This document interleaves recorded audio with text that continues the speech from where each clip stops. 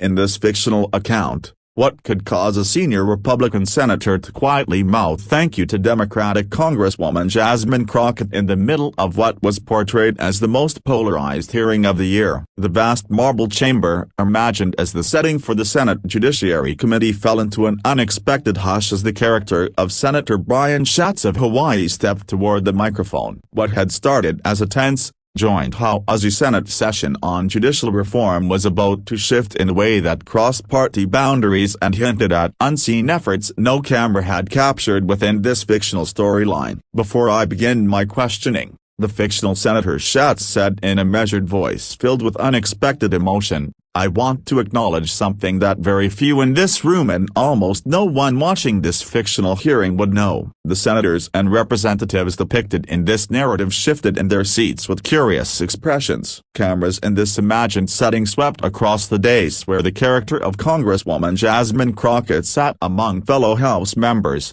her expression giving nothing away. "Congresswoman Crockett," the senator continued, "your work across the past 3 months to pursue justice for the overlooked families connected to the fictionalized Marshall Islands case represents one of the highest examples of public service that this fictional body has ever witnessed." The next revelation from Senator Schatz about Crockett's behind-the-scenes efforts not only prompted unscripted bipartisan applause within this imagined scenario of breaking all the chamber norms up, it also revealed a story of dedication to justice that reshaped how people within the narrative viewed their representatives and the meaning of genuine service. Before the details of what the character of Congresswoman Crockett accomplished that sparked such rare cross-party recognition are revealed, the fictional script encourages viewers to subscribe and activate notifications. It promises stories of authentic public service that, within the narrative, mainstream outlets supposedly overlook, are moments meant to renew faith in democratic institutions. The Joint Judiciary Committee hearing in this fictional world had been convened to address what many within the story considered an impossible partisan dispute: proposed reforms to the federal judiciary following several disputed court decisions, with both Senate and House Judiciary Committees assembled together in the larger chamber. The atmosphere in this fictional scene carried tension fueled by expected partisan clashes. The fictional Senator Brian Schatz brought a distinctive perspective to the proceedings. The character, portrayed as a Hawaii Democrat first appointed to the Senate in 2012 after the passing of a predecessor and later elected in his own right, had developed a reputation as a thoughtful progressive who occasionally found shared ground with Republican colleagues on certain issues. In this fictional narrative, his interest in judicial reform arose partly from the distinctive legal history of his state, where issues involving Native Hawaiian rights and long-standing injustices often intersected with federal court authority. Before entering politics in the imagined storyline, the character of Senator Schatz worked within non-profit organizations and served in Hawaii's state legislature, gaining experience in environmental matters and concerns affecting indigenous communities. Though not portrayed as an attorney, he became known within the fictional Judiciary Committee for his detailed preparation and his attention to practical consequences rather than abstract legal theories. The script asks viewers what they think about representatives who collaborate across party boundaries on justice-related matters and whether bipartisan cooperation is still possible in the deeply divided Congress shown in this narrative, encouraging them to share opinions within the fictional context. The portrayal of Congresswoman Jasmine Crockett follows a different path to public service. Elected in 2022 to represent the Texas district within this imagined account, she had built a reputation as a skilled civil rights attorney with extensive courtroom experience. Her legal background provided strong credibility on judiciary matters, though as a first-term representative in the story, she was still shaping her legislative identity. What most characters in the narrative did not know and what the unfolding events were soon to reveal was that Crockett had been quietly working behind the scenes on an issue technically beyond her committee responsibilities but deeply connected to her personal commitment to justice. The fictionalized Marshall Islands case, as described within the narrative's legal circles, involved about 300 families who endured long-term health consequences following historic nuclear testing in the Pacific between 1946 and 1958. Although a settlement was reached in the 1980s, Newly surfaced material within this fictional world suggested that the government had not fully disclosed the extent of radiation exposure, leaving many without proper support for cancers and hereditary disorders affecting multiple generations. The legal challenges in this storyline were overwhelming. The original agreement included language that seemed to block future claims even if new findings emerged. The statute of limitations had long expired under traditional interpretations. Multiple administrations in the narrative, both conservative and liberal, maintained that the case was closed despite the new evidence. For families depicted in the story, some living in Hawaii, Arkansas, and elsewhere, justice remained distant. Their experiences, including children born with developmental complications, elevated cancer rates, and persistent health issues, occasionally appeared in sympathetic media segments within the narrative but produced little real action. Successive fictional administrations cited the finality of the settlement and the complications of reopening decades-old claims. What the public in the story did not realize was that the fictional Congresswoman Crockett, whose district did not include any of the affected families, became engaged after an unexpected airport conversation with a Marshall Islander community advocate during a layover at Dallas, Fort Worth. Moved by the account and aware of the legal inequities, she began quietly exploring legislative options. The joint committee hearing described in this fictional scenario had no official connection to the Marshall Islands matter. Instead, it focused on proposed reforms to the judiciary, term limits for the highest court, ethics rules for federal judges, and suggestions involving potential structural changes. These topics reliably triggered partisan divides, with each side accusing the other of attempting to influence the courts for political purposes. As the hearing opened,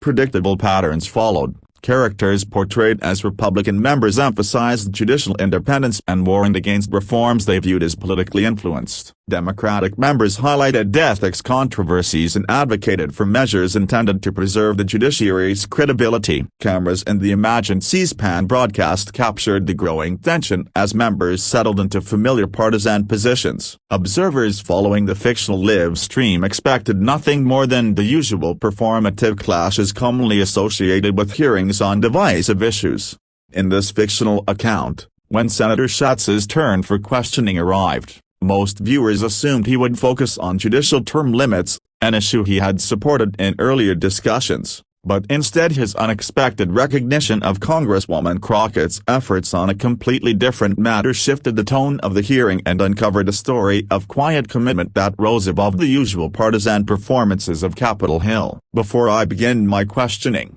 the senator said with a steady but unusually emotional tone, "I want to acknowledge something that few in this chamber and almost no one watching the broadcast is aware of." Members of both chambers shifted in their seats with curious expressions as cameras swept across the dais where Congresswoman Jasmine Crockett sat among her colleagues. Her expression unreadable. "Congresswoman Crockett," he continued, "your work over the last 3 months to pursue justice for families connected to what has been referred to as the Marshall Islands case represents the highest form of public service portrayed in this narrative." The room went even quieter as many committee members looked puzzled, unfamiliar with either her involvement or the case itself. For those who may not know, Schatz explained within this fictional context, the legacy of nuclear testing in the Marshall Islands remains one of America's long unresolved issues. And from 1946 to 1958 the United States conducted numerous tests with devastating impacts. Although a settlement was reached decades earlier, newly released material in the story suggested the government had withheld the full scope of radiation exposure from both the courts and the affected communities. The legal obstacles appeared immovable until the Congresswoman entered the picture. Senator Grassley,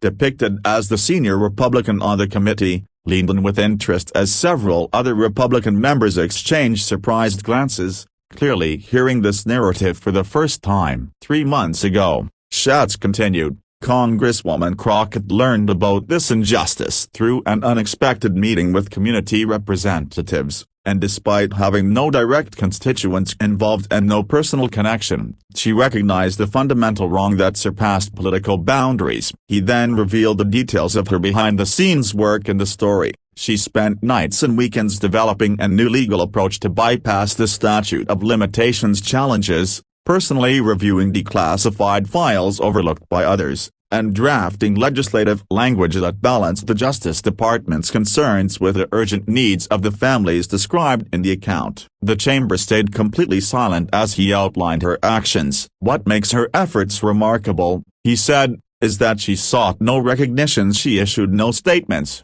posted nothing online, and chose to work across party lines quietly, building consensus instead of seeking attention." Looking directly at her, he added, "Congresswoman, I know you did not want this attention and told me more than once that this was never about you, but about finally securing justice for families who had waited generations. But the public deserves to know that while cameras emphasize conflict, dedicated individuals like you work behind the scenes doing the difficult, unseen labor of justice." He held up a document and explained that this amendment, which would be attached to an upcoming appropriations bill in the story, would finally provide care and compensation to the families affected by radiation exposure, and that it had already gained support from a bipartisan coalition of senators and representatives. In this fictional narrative, the senator explained that this achievement, which bridged decades of inaction and partisan division, would not exist without the Congresswoman's legal skill,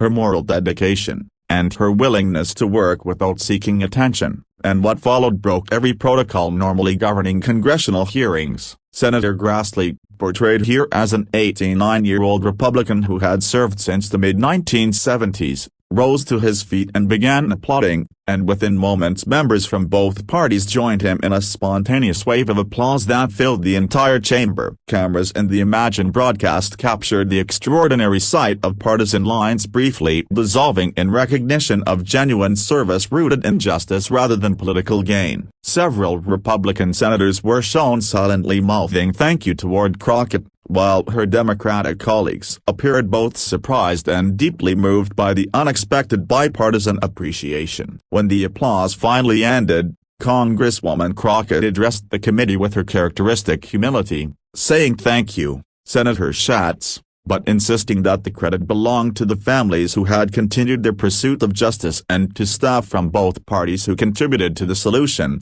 And she added that the issue was not about politics but about the nation honoring its promises. She explained that the families had never sought special treatment, only acknowledgement of the full truth and access to proper health care for the ongoing conditions portrayed in the narrative, and she expressed her gratitude that colleagues on both sides recognize that certain injustices transcend partisan divides. Senator John Kennedy, depicted as a conservative Republican from Louisiana, spoke next and said he wanted to thank her personally, explaining that his state was home to a community of Marshall Islanders who had struggled with health effects for generations and had long since lost hope of receiving justice from their government, and he told her that her work represented what Congress should be, even if it rarely achieved that ideal. His remarks added another layer to the extraordinary moment, highlighting how unusual such bipartisan acknowledgement was in the contemporary political climate. The hearing, which had begun with tense confrontations, now carried a completely different tone, shaped by genuine appreciation for substantive work addressing a long-standing injustice. When questioning eventually returned to the official topic of judicial reform, the atmosphere remained fundamentally altered, as those present had been reminded that beyond televised arguments and partisan theatrics, the real work of governance sometimes occurred quietly, through commitment rather than spectacle. Senator Schatz concluded his time by saying that perhaps the lesson in this fictional account was that justice does not always come through dramatic conflict or viral moments, but rather through careful legal research, patient coalition building, and a willingness to strive for solutions without expecting public recognition. In this fictional storyline, the shift in the chamber's atmosphere lingered long after Senator Schatz finished speaking, and even as the hearing moved forward, a quiet sense of reflection settled over the members who had just witnessed something rare in the modern political landscape. Staffers lining the walls exchanged looks of disbelief,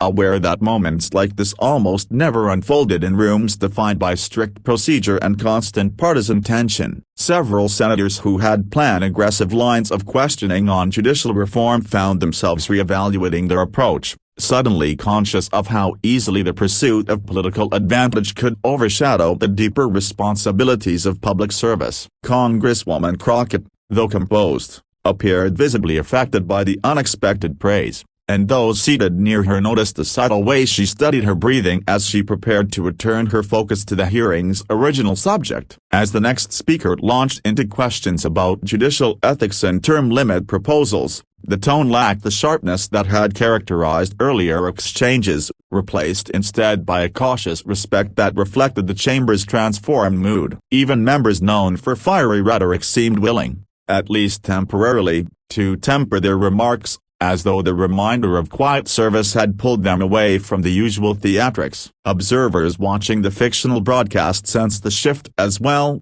noting in real time how the energy of the hearing had changed, and social media commentary within the story began filling with reactions to the bipartisan applause, with many viewers expressing surprise that such unity was still possible in a divided political environment. Behind the scenes, aides from both parties whispered about the legislative amendment Schatz had introduced, realizing that its bipartisan support might signal a rare opportunity for meaningful cooperation on a long-ignored issue. For the families described in the narrative, who had waited decades for a chance at acknowledgement and proper care, news of the moment quickly spread through community networks, bringing a renewed sense of hope that had long been absent. As the hearing moved deeper into its agenda, Crockett remained focused, but those familiar with her work could see the quiet satisfaction in her eyes, not due to the recognition she received but because the path toward justice for the affected families was finally opening after years of delay. The narrative suggests that even in a political environment dominated by conflict,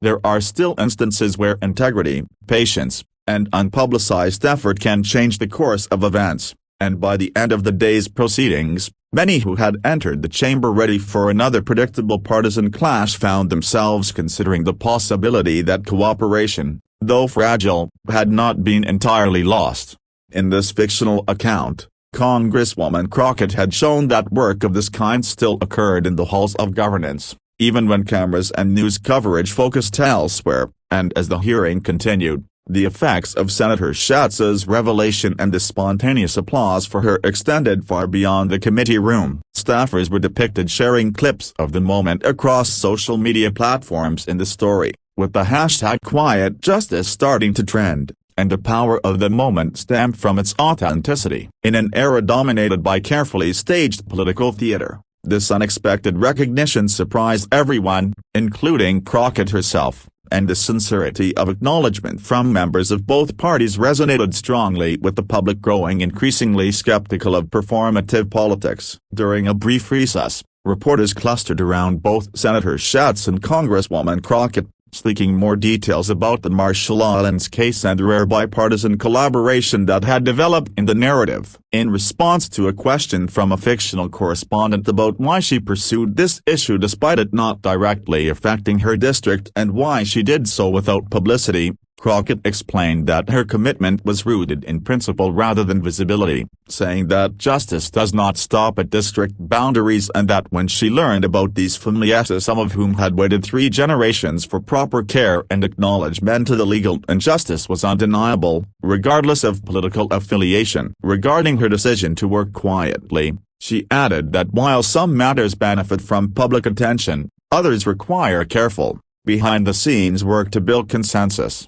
and that this case involved sensitive, declassified information and complex legal obstacles, meaning that a public campaign could have triggered defensive reactions and blocked any solution, emphasizing that the families deserved tangible results, not just advocacy. Senator Grassley, in this fictional portrayal, shared his perspective on why members of his party supported the effort, noting that it was not about expanding government or creating new benefits but about ensuring the country kept its word and recognized established facts. He added that the declassified material Crockett had uncovered showed clear prior government knowledge that had not been disclosed during the original settlement process, underscoring that the matter was one of fairness rather than politics. As the hearing reconvened, something unusual occurred. Members from both sides began citing the Marshall Islands case as an example of how Congress could tackle other difficult issues using meticulous factual research, precise legal reasoning,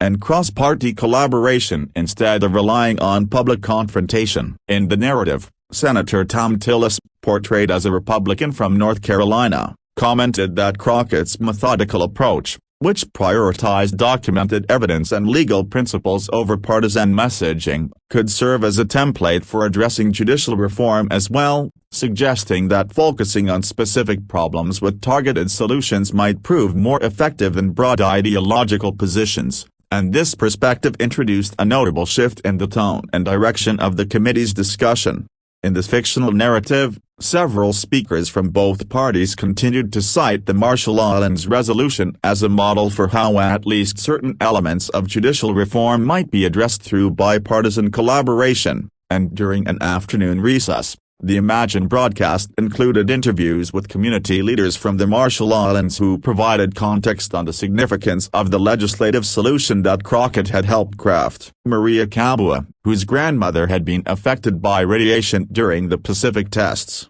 explained that for decades they had been told such relief was legally impossible and that multiple administrations had insisted the original settlement was final regardless of new evidence. The story described how Congresswoman Crockett had identified a legal pathway that honored precedent while integrating newly declassified evidence about government knowledge that had previously been withheld during the original negotiations. Another leader, James Leakey, emphasized that the most meaningful aspect for families was not merely the healthcare and compensation but the formal acknowledgement of the full truth, noting that the amendment included recognition that critical information about radiation exposure had been withheld, and that this acknowledgement of historical facts mattered profoundly to communities who had felt invisible for generations. As these interviews aired in the story, social media discussions shifted from partisan debates over court reform to consideration of the Marshall Islands case itself, with many Americans learning for the first time about both the long-standing injustice and the quiet bipartisan effort to address it. By the afternoon,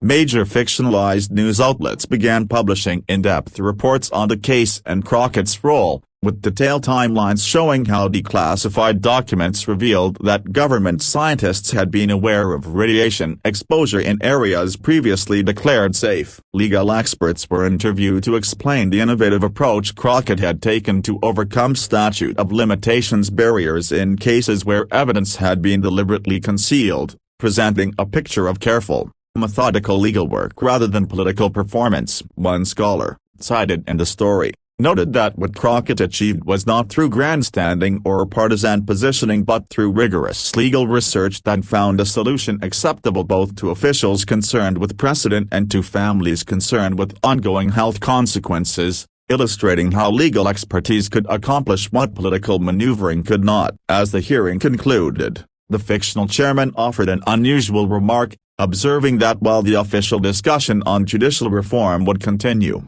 the members had been reminded of how Congress can function at its best, and that beyond televised moments and partisan divisions, the quiet work of justice persisted through dedicated public servants who prioritized facts, law, and human impact over political advantage. This closing reflection highlighted how the revelation of Crockett's efforts and the spontaneous applause it triggered had reshaped the tone of the hearing, transforming what began as a predictably partisan event into a demonstration that genuine public service often occurs in the spaces between political performance, and the story suggested that the effect of this remarkable moment extended well beyond the hearing itself, becoming a reference point for broader discussions about congressional effectiveness and the importance of principled, behind-the-scenes work. In this fictional narrative, major news outlets published detailed features examining both the historical injustice and the behind-the-scenes work through which Congresswoman Crockett had forged an unlikely bipartisan coalition, revealing additional elements of her approach that underscored her commitment to substance over performance. In the story, the Associated Press reported that she had used her own congressional resources to travel to Arkansas and Hawaii, meeting directly with affected families to collect first-hand accounts and medical documentation, all conducted without any media coverage, while a segment in the Los Angeles Times highlighted her request for temporary assignment to a House subcommittee dealing with compensation matters, allowing her jurisdiction to work on the Marshall Islands case despite it not affecting her district. Most significantly, the narrative described a 60-minute segment showing how Crockett approached potential Republican allies, choosing not to start with policy arguments but instead presenting declassified documents and family testimonies so that the human impact and factual record guided the conversation before exploring potential solutions. By leading with documented facts rather than partisan messaging,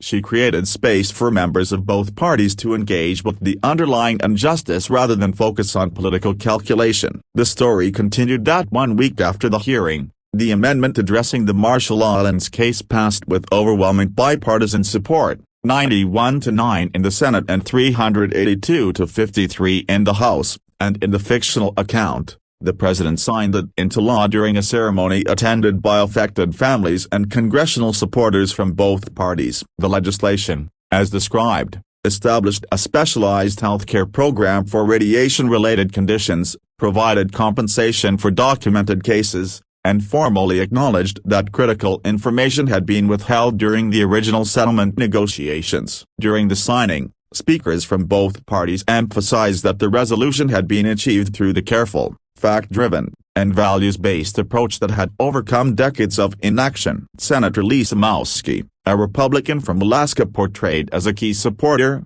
noted in the story that the legislation succeeded because Crockett treated it as a human issue rather than a political one, presenting verified facts, legal analysis, and family testimonies that transcended partisan divides, resulting in a solution that addressed the historical injustice while respecting legal principles important to members of both parties. For the affected families, the impact was depicted as both practical and profoundly meaningful, providing health care for ongoing medical needs that had burdened multiple generations, while the formal acknowledgement of withheld information offered a measure of historical truth long sought by the community. Beyond the immediate case, the incident influenced broader conversations about congressional effectiveness and public service, and political scientists in the narrative observed how Crockett's method contrasted with the performance-focused model dominating contemporary politics, as she had worked quietly without cameras, built comprehensive factual records before seeking publicity,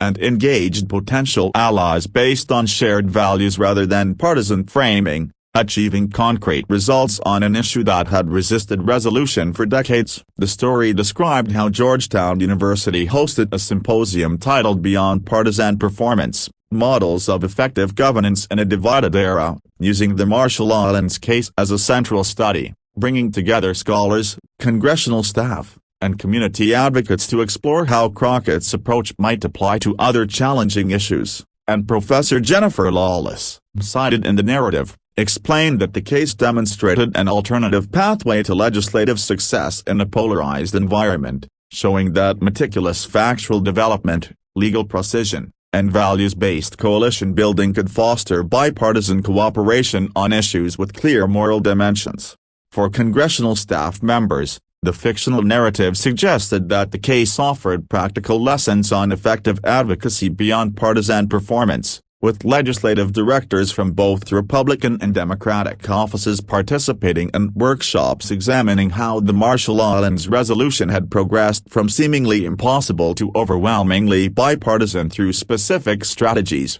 emphasizing thorough documentation before publicity, direct engagement with affected communities, precise legal analysis addressing concerns from all perspectives, and framing based on shared values rather than partisan positioning. The story described how media coverage of Congress itself showed subtle shifts after the incident, with major outlets beginning to devote more attention to the quiet work occurring behind the cameras, and bipartisan efforts on issues ranging from veterans' health care to infrastructure began employing approaches similar to the Marshall Islands resolution, illustrating that although those stories did not generate viral attention like partisan conflict, they offered a more balanced picture of congressional functionality amid division. For Congresswoman Crockett personally, the recognition brought both opportunities and challenges, as she received invitations to speak at law schools, community organizations, and policy institutions about effective advocacy in coalition building, and her approach to the Marshall Islands case became a case study.